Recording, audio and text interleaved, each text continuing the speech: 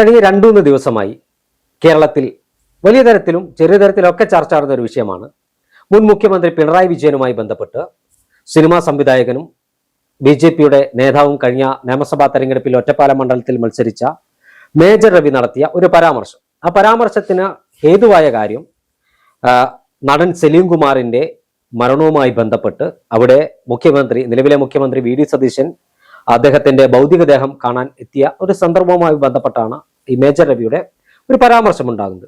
ആ പരാമർശത്തിന്റെ പേരിൽ major രവിക്കെതിരെ Pinarayi Vijayan case കൊടുത്തിരിക്കുകയാണ്. മനസ്സിലാക്കുന്നത് മേജർ രവിക്കെതിരെ CPM ഹാൻഡിലുകളുടെ ഭാഗത്തു നിന്നൊക്കെ സൈബർ ഹാൻഡിലുകളുടെ ഭാഗത്തു നിന്നൊക്കെ വ്യാപകമായ സൈബർ ആക്രമണം അടക്കം ഉണ്ടായിട്ടുണ്ട്.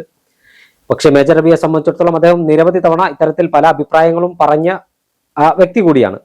അദ്ദേഹം നേരത്തെയും പിണറായി വിജയനെ രൂക്ഷമായി വിമർശിക്കുന്ന ഒരു മനുഷ്യനാണ്. പിണറായി വിജയനെതിരെ നിരവധി വേദികളിലും ദൃശ്യമാധ്യമങ്ങൾക്ക് മുമ്പിലൊക്കെ പിണറായി വിജയനെ വിമർശിച്ച ഒരു വ്യക്തിയാണ്. ഈ ഒരു വിമർശനം അല്ലെങ്കിൽ സലീം കുമാറിന്റെ മരണവുമായി ബന്ധപ്പെടുത്തി നടത്തിയ ഒരു വിമർശനം അനവസരത്തിലായിപ്പോയി എന്ന് തോന്നുന്നു? ഒരിക്കലുമില്ല. കാര്യം പിണറായി വിജയൻ എന്ന് പറയുന്ന മുഖ്യമന്ത്രിയെ കഴിഞ്ഞ 10 വർഷമായിട്ട് ജനങ്ങൾ ഏറ്റവും കൂടുതൽ വിമർശിക്കുന്നത് എന്തിന്റെ പേരിലാണ്, അല്ലെങ്കിൽ ആളുകൾ ഏറ്റവും കൂടുതൽ പരാതിയായിട്ട് പറയുന്നത് അവരുടെ പാർട്ടി ഫോമുകളിൽ പോലും പാർട്ടി ഫോറങ്ങളിൽ പോലും ഈ കഴിഞ്ഞ ഇലക്ഷനുമായി ബന്ധപ്പെട്ട് നിരന്തരമായ തിരുത്തൽ പ്രക്രിയ നടത്തുമെന്നൊക്കെ പറഞ്ഞുകൊണ്ട് എല്ലാ കുറ്റങ്ങളും അണികളുടെ തലയിലേക്ക് വെച്ച് കൊടുക്കുമ്പോൾ പോലും അവരുടെ ജില്ലാതല സെക്രട്ടേറിയറ്റ് മീറ്റിങ്ങുകൾ, അവലോകന യോഗങ്ങൾ, സംസ്ഥാനതല അവലോകന യോഗങ്ങളിൽ പോലും ഉയർന്നു വന്ന ഏറ്റവും പ്രധാനപ്പെട്ട വിഷയങ്ങളിൽ ഒന്നാണ് ഈ അകമ്പടി സേവ എന്ന് പറയുന്നത്. നമ്മൾ ഒരുപാട് മുഖ്യമന്ത്രിമാരെ കണ്ടിട്ടുണ്ട്. ഉമ്മൻചാണ്ടിയെ കണ്ടിട്ടുണ്ട്, അതിനു മുമ്പ് കെ കരുണാകരനെ കണ്ടിട്ടുണ്ട്, VS അച്യുതാനന്ദനെ കണ്ടിട്ടുണ്ട്, EK നായരെ കണ്ടിട്ടുണ്ട്, EMS കണ്ടിട്ടുണ്ട്, പിന്നെ PKV യെ കണ്ടിട്ടുണ്ട്. അങ്ങനെ ഒരുപാട് ആളുകളെ കണ്ട, AK ആന്റണിയെ കണ്ട ഒരു നാടാണിത്. പക്ഷേ ഒരു മുഖ്യമന്ത്രിമാർക്കും ഇല്ലാത്ത തരത്തിലുള്ള പ്രൊട്ടക്ഷൻ അല്ലെങ്കിൽ ഒരു വാഹനങ്ങളുടെ നിരയാണ് ആർക്ക് കണ്ടത്? ഈ പിണറായി വിജയൻ എന്ന് പറയുന്ന മുഖ്യമന്ത്രി കണ്ടത്. അവിടെ പറയുന്ന ഒരു ന്യായം എന്ന് പറയുന്നത് പിണറായി വിജയൻ എന്ന് പറയുന്ന മുഖ്യമന്ത്രിയുടെ ഈ സുരക്ഷാ ചുമതലയുള്ളത് സ്റ്റേറ്റ് പോലീസിനാണ്. സ്റ്റേറ്റ് പോലീസിൽ തന്നെ Z കാറ്റഗറി സുരക്ഷയുള്ള ആളാണ് മുഖ്യമന്ത്രി. അപ്പൊ അതുകൊണ്ട് ഇത് പോലീസ് തീരുമാനിക്കുന്നതാണ് എന്നാണ് പറയുന്നത്. യാഥാർത്ഥ്യമാണ്, പോലീസ് തന്നെയാണ് ഇത്തരം സുരക്ഷാ കാര്യങ്ങളൊക്കെ തീരുമാനിക്കുന്നത്. പക്ഷേ അതിൽ മുഖ്യമന്ത്രിക്കും ആഭ്യന്തര വകുപ്പിനും കൃത്യമായ തീരുമാനങ്ങൾ ഉണ്ടാകും എന്നുള്ളതാണ് നമ്മൾ മനസ്സിലാക്കേണ്ടത്. പ്രധാനമന്ത്രിയുടെ സുരക്ഷാ ചുമതലയുള്ളത് ആർക്കാ? SPGക്ക് അല്ലേ? SPGക്കാണ് സുരക്ഷാ ചുമതലയുള്ളത്. പ്രധാനമന്ത്രി പോകുമ്പോൾ റോഡുകളെല്ലാം ബ്ലോക്ക് ചെയ്യുകയും വളരെയധികം സുരക്ഷാ വലയത്തിലാണ് അദ്ദേഹം പോകാറുള്ളത്. പക്ഷേ നമ്മൾ നോക്കൂ, ഡൽഹി ഈ പറഞ്ഞ ഇന്ധന വിലവർദ്ധനവുമായി ബന്ധപ്പെട്ട് വിഷയം വന്ന സമയത്ത് എല്ലാവരോടും അദ്ദേഹം ഈ ഇന്ധന വില നിയന്ത്രിക്കാൻ വേണ്ടി വാഹനങ്ങളുടെ ഉപയോഗം, അതുപോലെ തന്നെ എണ്ണയുടെ ഉപഭോഗം കുറയ്ക്കാൻ വേണ്ടി അദ്ദേഹം ആവശ്യപ്പെട്ടിരുന്നു.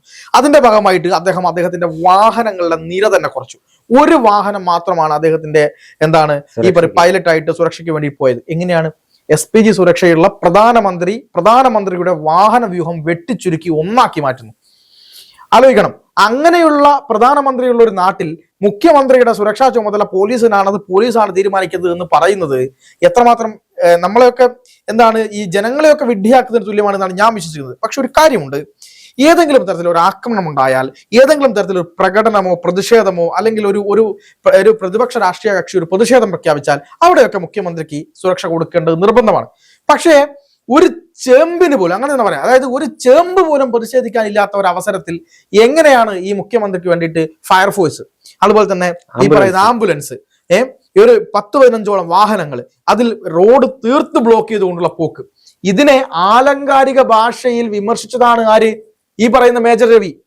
അല്ലാതെ ഈ 560 പോലീസും 50 വണ്ടി പോലീസും 560 പോലീസുകാരും എന്ന് പറയുന്നത് കൃത്യം 560 പോലീസുകാരുണ്ട് എന്നുള്ളതല്ല ഉദ്ദേശിക്കുന്നത്. ആലങ്കാരികമായ ഭാഷയിൽ അതിനെ വിമർശിക്കുക എന്ന് പറയും. ആ ഭാഷ ഉപയോഗിച്ചതാണ്. കൃത്യമല്ലേ അത് പിണറായി വിജയൻ ചെയ്തുകൊണ്ടിരിക്കുന്ന കാര്യമല്ലേ? അതിനെ അങ്ങനെ അല്ലാതെ പിന്നെ എങ്ങനെയാണ് വിമർശിക്കേണ്ടത്? പക്ഷെ നമ്മളൊരു കാര്യം മനസ്സിലാക്കണം, പിണറായി വിജയൻ അദ്ദേഹം പരാതി കൊടുത്തു. അതായത് അദ്ദേഹം ആഭ്യന്തരമന്ത്രി സ്ഥാനത്ത് നിന്ന് ഇറങ്ങിയതിനു ശേഷം, മുഖ്യമന്ത്രി സ്ഥാനത്ത് നിന്ന് ഇറങ്ങിയതിനു ശേഷം പരാതിയായിട്ട് കൊടുക്കുന്നത് ഈ പറയുന്ന മേജർ രവിയുടെ പ്രസ്താവനയ്ക്കെതിരെയാണ്. അത് മേജർ രവി എന്ന് പറയുന്ന ഒരു മനുഷ്യന്റെ ഗ്രാഫ് ഉയർത്തി എന്നാണ് ഞാൻ വിശ്വസിക്കുന്നത്. കാരണം അദ്ദേഹം ഒരു പൊളിറ്റിക്കലി, അദ്ദേഹത്തിന് അല്ലാത്തൊരു കലാകാരൻ എന്നുള്ള നിലയ്ക്കൊക്കെ അദ്ദേഹത്തിന് ഒരുപാട് നല്ല ഗ്രാഫുള്ള ആളാണ്, ആർജവമുള്ള ആളാണ്. പക്ഷെ പൊളിറ്റിക്കലി അദ്ദേഹത്തിന്റെ ഗ്രാഫ് വല്ലാതെ വർദ്ധിച്ചിട്ടുണ്ട്. കാരണം ഇത് ആരാണ് മുൻ മുഖ്യമന്ത്രിക്ക് എഴുതി കൊടുത്തതെന്ന് എനിക്കറിയില്ല. കാരണം ഒരു അപകീർത്തികരമായ കേസ് കൃത്യമായി നിതിനത് വായിച്ചിട്ടുണ്ടോ എന്ന് എനിക്കറിയില്ല. പരാതിയിൽ പറയുന്നത് തെറ്റിദ്ധാരണ പടർത്തുന്നതും അപകീർത്തികരവുമായ പരാമർശമാണ് നടത്തിയിരിക്കുന്നത്. അതുകൊണ്ട് അപകീർത്തി കേസ് എടുക്കണമെന്ന് പറഞ്ഞുകൊണ്ട് പോലീസിന് കംപ്ലൈന്റ് കൊടുത്തിരിക്കുന്നു. ആഭ്യന്തര വകുപ്പിന് കംപ്ലൈന്റ് കൊടുത്തിരിക്കുന്നു. നമ്മുടെ നീതിന്യായ വ്യവസ്ഥ അനുസരിച്ച് അപകീർത്തി കേസ് എടുക്കാൻ പോലീസിന് വകുപ്പില്ല, കോടതിയാണ് എടുക്കേണ്ടത്. കാരണം കോടതിയിൽ കൊണ്ടുപോയി പരാതി കൊടുത്ത് ആ കൃത്യമായ പരാതിന് മേൽ കോടതിക്ക് എന്ത് ചെയ്യാം, പോലീസിനോട് കേസെടുക്കാൻ നിർദ്ദേശിക്കാം. കോടതിക്ക് കേസെടുത്ത് അന്വേഷണം നടത്താൻ വേണ്ടിയിട്ട് എന്ത് ചെയ്യാം, നിർദ്ദേശിക്കാം. പോലീസിന് സ്വമേധയാ കേസെടുക്കാനുള്ള റൈറ്റ്സ് ഇല്ല. അവർക്ക് ഈ പറയുന്നത് പോലെ ക്രമസമാധാന പാലനമാണ് അവരുടെ മുഖ്യ ഘടകം എന്ന് പറയുന്നത്.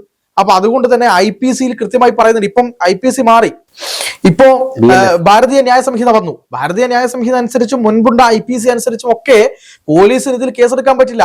ഞാൻ ആലോചിക്കുന്നത്, ഇത്രയും കാലം 10 വർഷക്കാലം കേരളത്തിന്റെ ആഭ്യന്തരമന്ത്രിയായിരുന്ന പിണറായി വിജയന് പോലീസിന് എടുക്കാൻ പറ്റാത്ത ഒരു കേസ് കൊണ്ടുപോയി കൊടുക്കുക, അത് അപകീർത്തി കേസ് പോലീസിന് എടുക്കാൻ കഴിയില്ല എന്നുള്ള സാമാന്യ വിവരം ഉണ്ടായിരുന്നില്ല എന്ന് ആലോചിക്കുമ്പോൾ നമ്മളൊക്കെ ഞെട്ടിപ്പോവാണ്.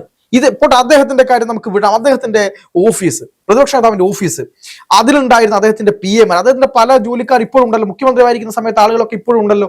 ഇത് ആരാണ് ഈ പരാതി അദ്ദേഹത്തിന് എഴുതി കൊടുത്തത്?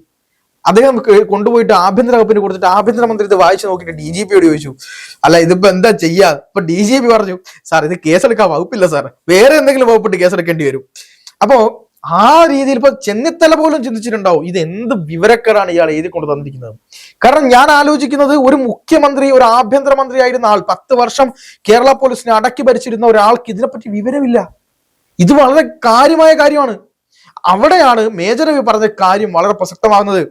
കാരണം ഇങ്ങനത്തെ കാര്യങ്ങൾ, അതായത് ആലങ്കാരികമായ ഭാഷ പ്രയോഗിക്കുന്നു, അതിന്റെ പേരിൽ മേജർ രവിക്കെതിരെ കേസ് കൊടുക്കുന്നു. എന്ത് ചെയ്യാൻ പറ്റും? മേജർ രവിയെ പിടിച്ച് മൂക്കിൽ കയറ്റുമോ? മേജർ രവിയെ പിടിച്ച് തൂക്കിക്കൊല്ലൂ? ആ അഭിപ്രായ സ്വാതന്ത്ര്യം എന്ന് പറയുന്ന കാര്യം ഇവിടെ ഉണ്ട്. ഇനി ആ അഭിപ്രായ സ്വാതന്ത്ര്യം ഈ പറയുന്ന തെറ്റിദ്ധാരണ പടത്തും ഡിഫർമേഷനും ആണെങ്കിൽ അത് കോടതിയിൽ പോകാമല്ലോ. എത്രയോ ഡിഫർമേഷൻ. ഞാൻ ചോദിക്കട്ടെ, ഈ പിണറായി വിജയൻ മുഖ്യമന്ത്രി എന്ന സമയത്ത് NK പ്രേമേന്ദ്രൻ എന്ന് പറയുന്ന MBA എന്താ വിളിച്ചത്? പരനാറി എന്നാണ് വിളിച്ചത്. പരനാറി, കടക്ക് പുറത്ത്, അതുപോലെ തന്നെ TP ചന്ദ്രശേഖരനെ വെട്ടിക്കൊന്ന സമയത്ത് കുലംകുത്തി, താമരശ്ശേരി ബിഷപ്പിനെ അതെ, പാർട്ടി സെക്രട്ടറി സമയത്ത്, ഇതൊക്കെ വിളിക്കാനുള്ള അധികാരം പിണറായി വിജയനുണ്ട്. പിണറായി വിജയൻ ചെയ്ത ഒരു കാര്യത്തെ എന്താണ്, ഒന്നു പരോക്ഷമായി ഒരു ആലങ്കാരിക ഭാഷ ഉപയോഗിച്ച് വിമർശിക്കാനുള്ള സ്വാതന്ത്ര്യം ഇവിടെയുള്ള ആളുകൾക്കില്ല എന്ന് പറയുകയും, അതിന്റെ പുറത്ത് അപകീർത്തി കേസ് കോടതി എടുക്കേണ്ടതിനെ നേരെ കൊണ്ടുപോയി പോലീസിൽ കൊടുത്ത് വിവരക്കേട് ചെയ്യുകയും ചെയ്തിരിക്കുന്നു എന്നതാണ് ഇവിടെ നമ്മൾ കാണേണ്ട ഒരു കാര്യം എന്ന് പറയുന്നത്. അപ്പൊ അത്തരത്തിൽ മാത്രമേ ഈ കേസ് നമുക്ക് കാണാൻ പറ്റൂ. മുഖ്യമന്ത്രി പിണറായി വിജയൻ ഓരോ സമയത്ത് ചെയ്തതും, അദ്ദേഹം മുഖ്യമന്ത്രി ആയിരിക്കുന്ന സമയത്ത്, ഇപ്പൊ പ്രതിപക്ഷ നേതാവായപ്പോൾ അദ്ദേഹം ചിരിക്കാനൊക്കെ തുടങ്ങി. കഴിഞ്ഞ പത്രസമ്മേളനം കണ്ടായിരുന്നു, അദ്ദേഹം ചിരിക്കാൻ തുടങ്ങി, അദ്ദേഹം അഭിപ്രായം പറയാൻ തുടങ്ങി, അദ്ദേഹത്തിന്റെ കണ്ണടയായി ബന്ധപ്പെട്ട്, തിമിരമൊക്കെയായി ബന്ധപ്പെട്ട് കാര്യങ്ങൾ പറയാൻ തുടങ്ങി. ഞാൻ ചോദിക്കുന്നത്, ഇങ്ങനെ അധികാരത്തിൽ നിന്നിറങ്ങുമ്പോൾ ഒരു മനുഷ്യൻ എങ്ങനെയാണ് മാറുന്നത് എന്നുള്ളത് പിണറായി വിജയനെ കണ്ടുപിടിക്കണം. കാരണം അദ്ദേഹം ഈ ഇലക്ഷൻ പരാജയത്തെ പറ്റി ഇന്നേ വരെ മാധ്യമങ്ങളോട് ഒരു വാക്ക് പോലും സംസാരിച്ചിട്ടില്ല. പിണറായി വിജയൻ എന്ന് പറയുന്ന മുഖ്യമന്ത്രി, ഈ പറയുന്ന സഖാക്കളെല്ലാം പറഞ്ഞു നടക്കുന്നത് എന്താ? കൃത്യമായി മറുപടി പറയുന്നയാൾ ഒരു മറുപടിയും പറയില്ല. ഇപ്പൊ നിതിനും ഞാനും ഒക്കെ മുഖ്യമന്ത്രിയുടെ പ്രസ് മീറ്റിൽ ഇരുന്ന ആൾക്കാരാണ്. എങ്ങനെയാ മുഖ്യമന്ത്രി മറുപടി അറിയോ? ഒരു 1-2 ചോദ്യങ്ങൾ കൈരളിക്കാരൻ ചോദിച്ചാൽ ചോദ്യം മറുപടി പറയും. അല്ലാത്തതിന് പറയും നിങ്ങളുടെ ആ പരിപാടി ഇവിടെ നടക്കൂല, അത് മതി, വേണ്ട, കഴിഞ്ഞു ഇന്നത്തെ കഴിഞ്ഞു എന്ന് പറയാൻ ഏറ്റു പോകുന്ന ആളാണ്. ഈ പറയുന്ന പല കാര്യങ്ങളും ചെയ്യുന്നത് ഇതുകൊണ്ട് തന്നെയാണ് കേരള ജനത 35 സീറ്റിലേക്ക് ഒതുങ്ങിപ്പോകുന്ന അവസ്ഥയിലേക്ക് CPM-നെ കൊണ്ടുപോയി എത്തിച്ചത്. അപ്പൊ ഇത്രയൊക്കെ പറയാനുള്ളൂ. എന്തായാലും മേജർ രവി പറഞ്ഞ കാര്യത്തോട് പൂർണ്ണമായി യോജിക്കുന്നു. മേജർ രവി പറഞ്ഞ കാര്യത്തെ കേരളത്തിലെ പൊതുജനങ്ങൾ ഇത്രയും കാലം അങ്ങനെ തന്നെ വിമർശിച്ച കാര്യമാണ് ഈ പറഞ്ഞ മേജർ രവി പറഞ്ഞത്. അതിനെതിരെ പരാതി കൊണ്ടുപോയി കൊടുത്ത പിണറായി വിജയൻ എന്തായാലും കൃത്യമായിട്ടും മേജർ രവി എന്ന് പറയുന്ന വ്യക്തി പറഞ്ഞ കാര്യത്തിനെ പേടിച്ച്, അതായത് ആ കാര്യത്തിൽ കാര്യമുണ്ടോ സത്യമുണ്ടോ എന്നൊന്നും മനസ്സിലാക്കാതെ താൻ ചെയ്യുന്നത് തെറ്റാണ് എന്ന ബോധ്യം പോലും ഇല്ലാത്ത ആളാണ് മുൻ മുഖ്യമന്ത്രി പിണറായി വിജയൻ എന്ന് പറയേണ്ടി വരുന്ന കാര്യത്തിൽ യാതൊരു സംശയവുമില്ല. ഗതികേട് എന്ന് മാത്രമേ പറയാനുള്ളൂ. തീർച്ചയായും ഈ കേസിനകത്ത് പോലീസിനൊന്നും ചെയ്യാൻ കഴിയില്ല. സലീം കുമാറിന്റെ മരണവുമായി ബന്ധപ്പെട്ട് കേരളത്തിലെ നിലവിലെ മുഖ്യമന്ത്രി VD സതീശൻ വന്നത് കേരളത്തിലെ ദൃശ്യമാധ്യമങ്ങളെല്ലാം ഒപ്പിയെടുത്ത് ലോകമെമ്പാടുമുള്ള ആളുകൾ കണ്ടതാണ്. അതോ ഒരു അനുകരണീയമായ മാതൃകയാക്കി മാറ്റാൻ എല്ലാ രാഷ്ട്രീയ നേതാക്കന്മാരും ശ്രമിക്കണം. നേരത്തെ പാർത്ഥൻ പറഞ്ഞതുപോലെ തന്നെ പിണറായി വിജയൻ മുഖ്യമന്ത്രിയായിരുന്ന കാലഘട്ടത്തിൽ സാധാരണക്കാരായ ജനങ്ങളുടെ സഞ്ചാര സ്വാതന്ത്ര്യം പോലും നിഷേധിച്ച് റോഡ് ബ്ലോക്ക് ചെയ്ത് ആളുകൾക്ക് റോഡ് കടന്നു പോകാൻ കഴിയാത്ത സാഹചര്യത്തിൽ ആംബുലൻസുകൾ പോലും തടയുന്ന സാഹചര്യം ഉണ്ടായിരുന്നു. അതോടൊപ്പം തന്നെ കറുത്ത ഷർട്ട് ഇട്ട് വന്നാൽ റോഡിൽ ഇറങ്ങുന്നവനെ അറസ്റ്റ് ചെയ്യുന്നു. കാക്കയെ പോലും ആകാശത്തുകൂടെ പറക്കാൻ കാലഘട്ടം ഉണ്ടായിരുന്നു. ആ ഇരുണ്ട കാലഘട്ടത്തിൽ നിന്ന് കേരളം മോചനം നേടി എന്നായിരിക്കും ഒരുപക്ഷെ മേജർ രവി ഉദ്ദേശിച്ചത്. തീർച്ചയായിട്ടും. ഈ ഇതിലെല്ലാം കോടതി ഇത് പുച്ഛിച്ചു തള്ളും, അല്ലെങ്കിൽ പോലീസ് ഇത് പുച്ഛിച്ചു തള്ളുമെന്നാണ് ഞാൻ കരുതുന്നത്. തീർച്ചയായിട്ടും.